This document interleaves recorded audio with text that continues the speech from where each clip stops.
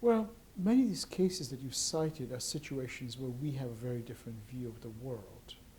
So how do we stumble onto these kinds of things?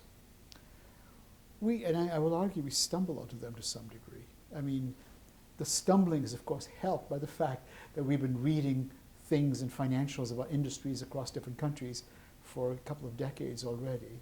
Myself, and my colleagues, it becomes many more decades in aggregate.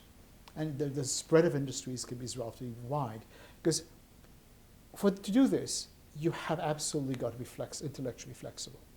Both in terms of being willing to understand different industries, different industry dynamics, the world in which they operate, be it macro, regulatory, organizational, governance-wise, a whole bunch of variables that impact individual companies and industries.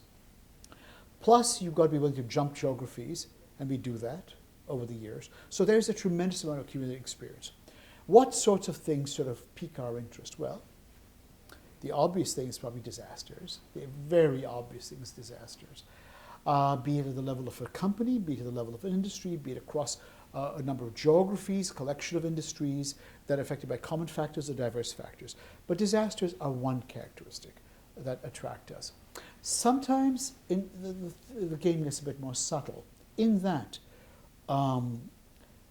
you see companies which are sort of embedded in some sort of complex web, organizational structure that people underappreciate, that may take a little bit extra digging, a little bit, just lock yourself up in the room with a piece of paper and a pencil and don't come out till you figure this puzzle out. I mean, that kind of, there's the rewards to doing that. Sometimes some very dull, uninteresting things can be sitting just right below your nose.